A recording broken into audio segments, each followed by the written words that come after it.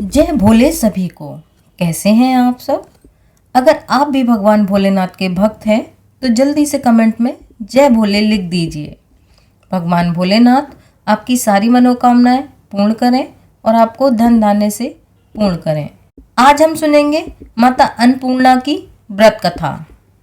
माता अन्नपूर्णा का 21 दिन का व्रत अत्यंत ही चमत्कारी फल देने वाला है और यह व्रत माघशीश यानी अगहन मास के शुक्ल पक्ष की प्रतिपदा से शुरू करना चाहिए और 21 दिनों तक करना चाहिए। अगर आप व्रत ना कर सकें तो एक समय भोजन करके भी व्रत का पालन किया जा सकता है और इस व्रत में सुबह घी का दीपक जलाकर माता अन्नपूर्णा की कथा सुननी चाहिए।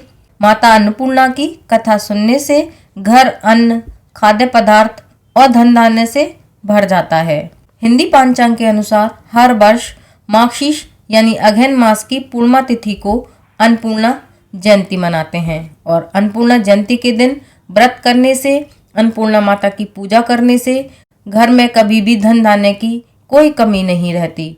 माघशीश पूर्णिमा के दिन भगवान शिव ने लोक कल्याण के लिए भिक्षुक रूप धरा था और माता पार्वती ने मां अन्नपूर्णा का अवतार धारण किया था।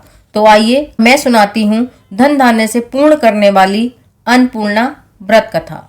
एक समय की बात है, काशी में एक व्यक्ति रहता था जिसका नाम था धनंजय और उसकी पत्नी का नाम था सुलक्षणा।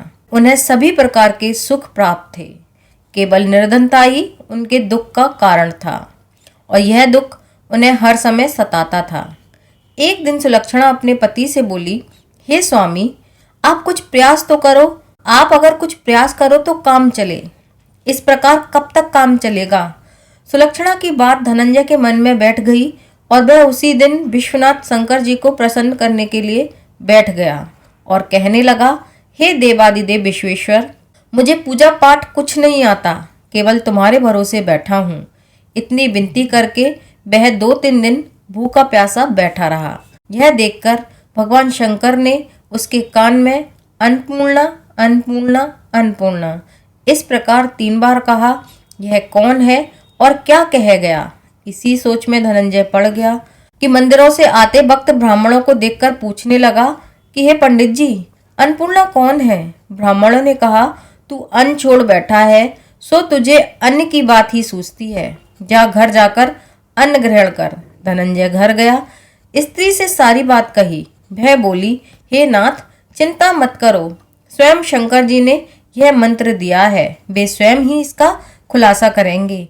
आज फिर से जाकर उनकी आराधना करो।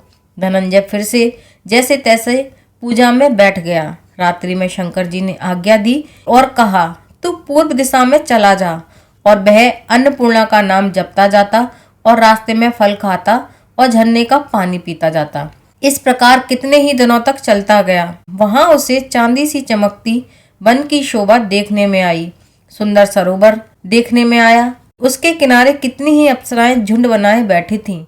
एक कथा कहती थी और सब मां अन्नपूर्णा इस प्रकार बार बार कहती थी। और यह अगहन मास की उजली रात्रि थी और आज से ही व्रत का आरंभ था। जिस शब्द की खोज करने वह निकला था वह उसे वहां सुनने को मिला। धनंजय ने उनके पास जाकर पूछा, हे देवियों, आप यह क्या करती हो?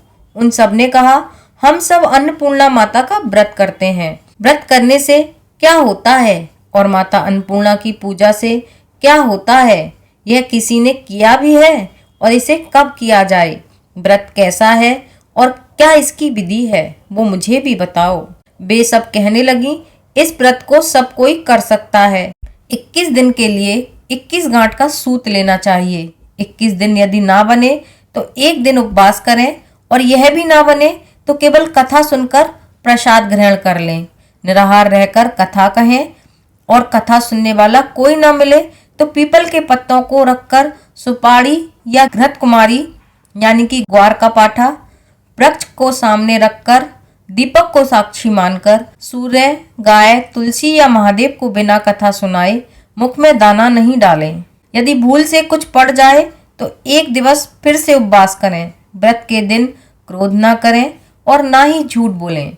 धनंजय बोला, इस व्रत के करने से क्या होगा? वे कहने लगी, इस व्रत को करने से अंधों को नेत्र मिल जाते हैं, लूलों को हाथ मिल जाते हैं, निर्धन के घर में धन आ जाता है, बांझ को संतान मिल जाती है, मूर्ख को विद्या, और जो जिस कामना से व्रत करे माँ उसकी हर इच्छा पूरी करती है। कहने लगा, बहनों मेरे घर में भी धन नहीं है, विद्या नहीं है, कुछ भी तो नहीं है, मैं तो दुखिया ब्राह्मण हूँ, मुझे इस व्रत का सूद दोगी? हाँ भाई, तेरा कल्याण हो, हम तुझे सूद देंगे, ले इस व्रत का मंगल सूत्र ले ले। धनंजय ने व्रत किया, व्रत पूरा हुआ।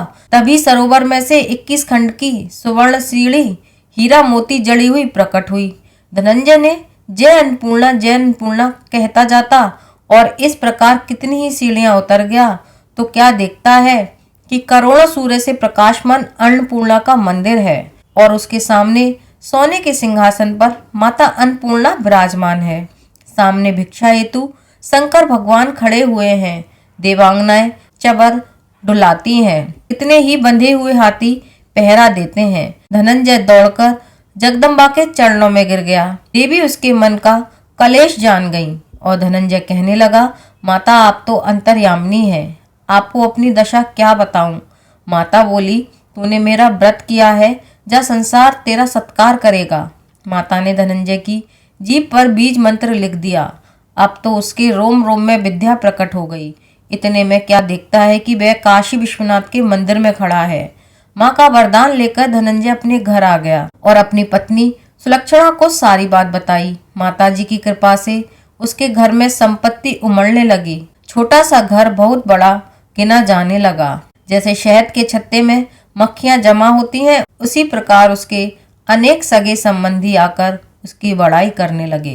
कहने लगे, इतना धन और इतना बड़ा घर, सुंदर संतान नहीं तो इस कमाई का कौन भोग करेगा। सुलक्षणा से कोई संतान नहीं है, इसलिए तुम दूसरा विवाह करो। अनिच्छा होते हुए भी धनंजय को दूसरा विवाह करना पड़ा और सती सुलक्षणा को सौत का दुख उठाना पड़ा। इस प्रकार दिन बीतते गए। फिर अगहन मास आया। नए बंधन से बंधे पति ने सुलक्षणा से कहलाया कि हम व्रत के प्रभाव से सुखी हुए हैं, इस कारण यह व्रत नहीं छोड़ना चाहिए। यह माताजी का प्रताप है जो हम इतने संपन्न और सुखी हैं।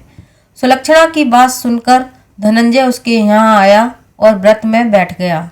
नई बहू को इस व्रत की खबर भी नहीं थी। वह धनंजय के आने की राह देख रही थी। दिन बीतते गए और व्रत पूर्ण होने में 3 दिन ही बाकी थे कि नई बहू को खबर पड़ गई और उसके मन में ईर्ष्या की ज्वाला दहक रही थी। वह सुलक्षणा के घर आ पहुंची और उसने वहां भगदड़ मचा दी। वह धनंजय को अपने साथ ले गई और नए घर में धनंजय को थोड़ी देर के लिए निद्रा ने आ दबाया। इसी समय नई बहू ने उसका व्रत का सूत तोड़कर आग में फेंक दिया। अब तो माताजी का कोप जाग गया। घर में अकस्मात आग लग गई। सब कुछ जलकर खाक हो गया। सुलक्षणा जान गई और पति को फिर अपने घर ले आई।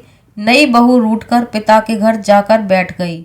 पति को परमेश्वर मानने वाली सुलक्षणा बोली, ना हे नाथ, घबराना नहीं, माताजी की कृपा अलौकिक है। पुत्र कुपुत्र हो जाता है पर माता कुमाता नहीं होती। अब आप श्रद्धा और भक्ति से आराधना शुरू करो, वे जरूर हमारा कल्याण करेंगी। धनंजय फिर से माता के पीछे पड़ गया और फिर वही सरोवर और सीढ़ी प्रकट हुई। उसमें माँ अन्नपूर्णा कहकर वह उतर गया। वहां जाकर माताजी के चरणों में रोने लगा और माताजी प्रसन्न होकर बोली, यह मेरी सोने की मूर्ति ले जा और उसकी पूजा कर, तू फिर से सुखी हो जाएगा। और जा, तुझे मेरा आशीर्वाद है। तेरी स्त्री सुलक्षणा ने मेरा व्रत श्रद्धा के साथ किया है, उसे मैंने पुत्र दिया है।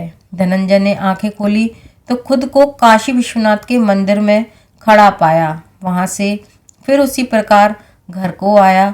सुलक्षणा को दिन चढ़े और पूरे महीने होते ही पुत्र का जन्म हुआ। गांव में आश्चर्य की लहर दौड़ गई और इसी प्रकार उसी गांव के निसंतान सेठ के पुत्र होने पर उसने माता अन्नपूर्णा का मंदिर बनवा दिया। उसमें माताजी धूमधाम से पधारी, यज्ञ किया। धनंजय को मंदिर के आचार्य का पद दे दिया गया। जीविका के लिए मंदिर की दक्षिणा और रहने के लिए सुंदर सा भवन दिया गया। धनंजय स्त्री पुत्र सहित वहां रहने लगा। माताजी की चढ़ावे से धनंजय की भरपूर आमदनी होने लगी उधर नई बहू के पिता के घर डाका पड़ा, सब लुट गया। वे भीख मांगकर पेट भरने लगे। सुलक्षणा ने यह सुना तो उन्हें बुला भेजा, अलग घर में रख दिया और उनके वस्त्र अन्न का प्रबंध कर दिया। धनंजय, सुलक्षणा और उसका पुत्र माताजी की कृपा से आनंद से रहने लगे। हे अन्नपूर्णा माता, जैसे इनके भंडार भरे वैसे सबके भंडार भरना। बोलो अन्नपूर्णा माता की जय।